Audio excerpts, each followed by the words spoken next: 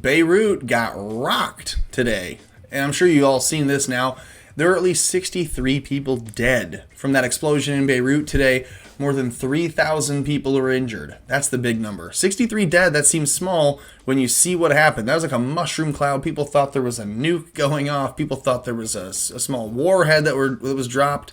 And you could see this building's on fire, then all of a sudden it blows wide. So I'm just going to read this Washington Post article so that you have the details as far as what's up to date. The number being 63 dead, 3,000 injured, but they have some explanation as to what's going on around, and I think that's worth sharing. Before we get there, like this video, subscribe to the channel, comment on the video after it's done, and then be sure that you're subscribed and that you share it when it's over. Let's move on. So this is in Beirut today. It says at least 2 massive explosions shook Beirut today, injuring and killing hundreds of people, strewing devastation across multiple neighborhoods and shattering windows for miles around. You can see pictures on Twitter where literally for miles all around you can see just flattened, buildings flattened. So like I'm saying, it's surprising that only 63 people are dead. This is the cause of the early evening blasts was not yet immediately clear, but senior officials said it appeared that flammable materials stored in the warehouse had caught fire. An initial smaller explosion had apparently ignited a fire, then came 2 secondary blasts, propelling a vast mushroom cloud of pink and yellow smoke all over the city, and you can see that pretty much immediately in this video. Here it's smoking, and then boom! It blasts. Just look at that. Look at that mushroom cloud. Look at that shockwave. Knock that guy over. There was a video of a guy on the roof across from the building where like the blast like occurred within a millisecond. So you almost don't even, it doesn't do anything but knock the guy over right away. It's wild. This says the casualty toll rose throughout the evening, as you can imagine it would. Right now it sits at 63. It could be higher. This was an hour ago. This was at 6 p.m. Eastern. 3,000 injured. That's huge. So a lot of people probably with cuts, broken bones, scrapes, bruises, probably some lost limbs, people pinned under things, unfortunately. That's the tragedy. And that's why you saw Donald Trump today come out and say, anything that the people in Lebanon need, we are friends with the people of Lebanon. We will give the people of Lebanon whatever assistance we can because this is obviously a tragedy. 3,000 people injured. Hospitals are clearly overwhelmed by those numbers of injuries. One, the Hotel Dieu, said it had received over 500 injured people in the first hours. So how many hours? The first hour? Maybe that's a typo. After the blast. For more than an hour after the explosion, people with blood streaming out of their faces or limbs, wandering the streets, trying to find a way of reaching hospitals because the roads were too clogged with traffic and debris for ambulances to move. That's sad. That's really scary. Because, I mean, think if they flattened New York with a bomb. If you could flatten part of Manhattan with a nuke, the surrounding areas are affected for miles, and it's exponential because it's spread larger and larger. Hospitals are going to be overwhelmed there, too. This is just one small little town with one little port that got a decent-sized explosion. It got blown. In the early hours of Wednesday, Red Cross workers were still scouring the wrecked and deserted streets and neighborhoods adjoining the port, calling out to residents who may be trapped and injured to identify themselves. The explosions coincide with mounting tensions between Israel and Lebanese Shiite militia Hezbollah. So this is what's interesting.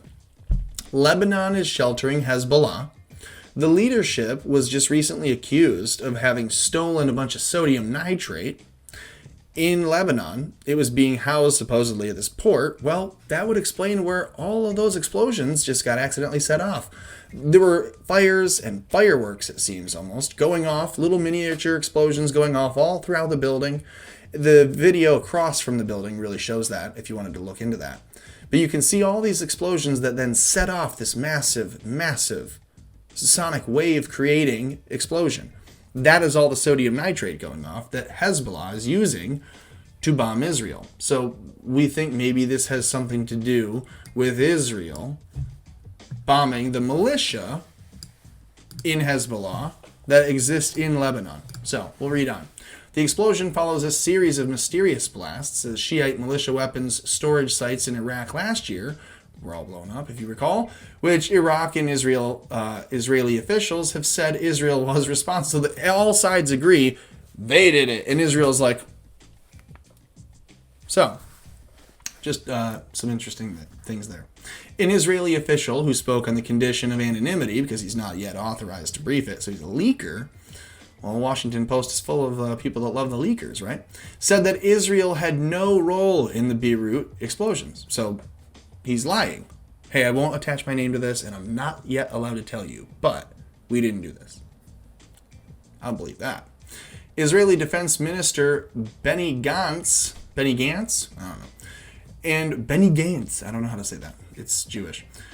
And Foreign Minister Gabi Ashkenazi. Holy shit, your last name is literally Ashkenazi? That's not conspiratorial minded at all. That doesn't just like get in your mind and go Ashkenazi Jews like the Illuminati, like the Ashkenazi race. Offered the Lebanese government medical and humanitarian aid as well as immediate emergency assistance. Yeah, because what you do when you just nailed some bad people is offer the good people around assistance as if you're a third party. If you're Israel right now, you have to come in and say, hey guys, what happened? Oh no, you innocent people were hit. This isn't good. This is a terrible accident that happened that we definitely didn't set off. No agents of ours were in there setting fires and making sure that place blew. I don't know. I don't know if I can trust it. Seems awfully quick for Israel to be like, we didn't do it. We didn't do it. We didn't do it. I'm not even allowed to tell you, but we didn't do it. We didn't do it. But we're definitely going to help all these innocent people that are hurt. No other countries are jumping on that. You don't see Germany saying, oh, we would like to help them. You don't see Russia saying that, they are going to help. Schnell. No. But Israel, who hates Hezbollah, is like, hey, we didn't do this, but it would be really nice if we could help out. This is the arsonist showing up on the hillside to watch the fire from afar. Anyways.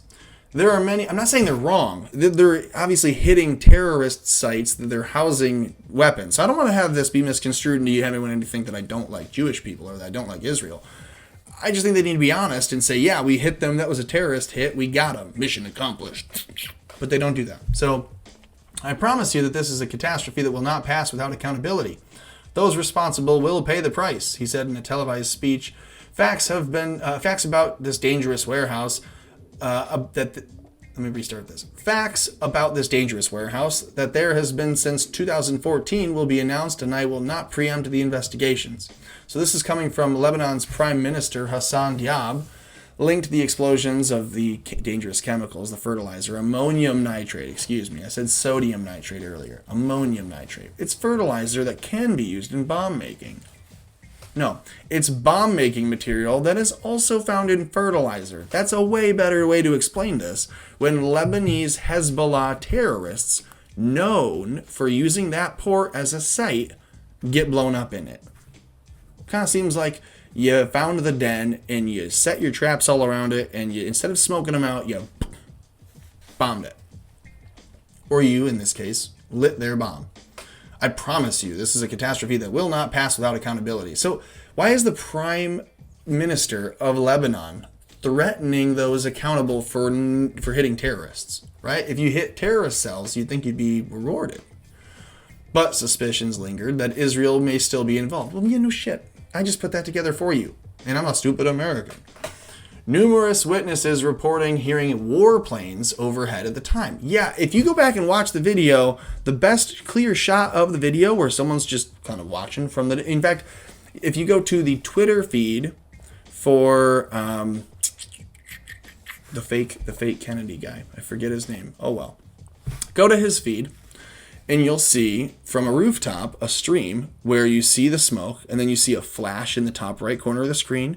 And you see almost like if you try to slow it down, it's almost harder to see it. You just have to watch it over and over and see the flash from the right of the screen, and then almost like lightning strikes but faster, and then so you could say like was it detonated with one of those super duper 15 times faster than any other missiles? It's possible, maybe. I don't know. What was it called? Like the MAGA missile or the super duper missile? I think is what it was called. Donald Trump called it the super duper missile. There are suspicions, the official said, and there will be no conclusion until there's been a full investigation. Well, thank God. I want to make sure that we know exactly who got these terrorists so we can thank them publicly.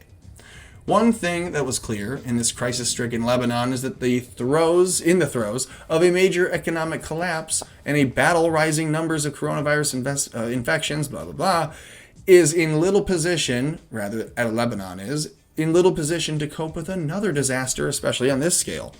At least 2 hospitals are badly damaged in the explosions. So as you heard before, if the hospitals are all overwhelmed, no one can get to them, and everyone's freaking out with their arms hanging off, which is an awful thing, by the way. I'm not making fun of it, but it's a terrible thing. You have to imagine that. Now imagine the 2 hospitals closest by you that you know of were blown out.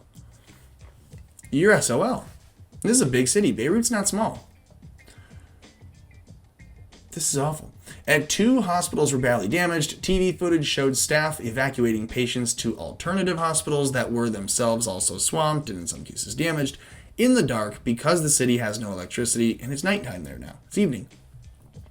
The Red Cross told all ambulances across the country to head to Beirut and report for duty. Yeah, because the country's not that big. Beirut is massive as far as how big the city is in comparison to the rest of the country. It's probably all within maybe a day's drive. So get your ass in your car, get over there and help those people, because there's 3,000 of them injured as of now. That's going to go to probably 9,000 or 10,000. This is in the first few hours of the report. The damage was spread across a wide arc.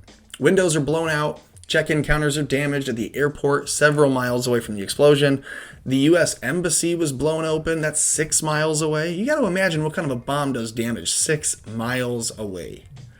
There were reports of toxic gas. No, that's just the chemicals burning off. Everyone should stay indoors and wear masks if available. Well, they should be available. It's coronavirus, people. You get the point here. This is miserable. This is an awful, awful thing to have happened.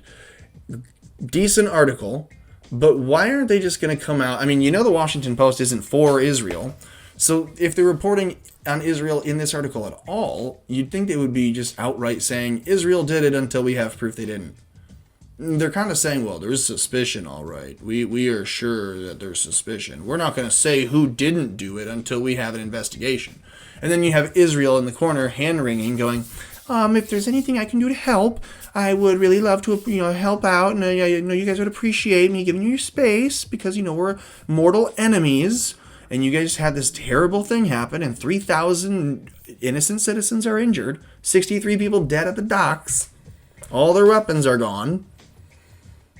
Sad. So, tell me again what you think of the video in the comments below. Make sure you like this video, share this video, and then subscribe to the channel. All a perfect combination to help us all keep America.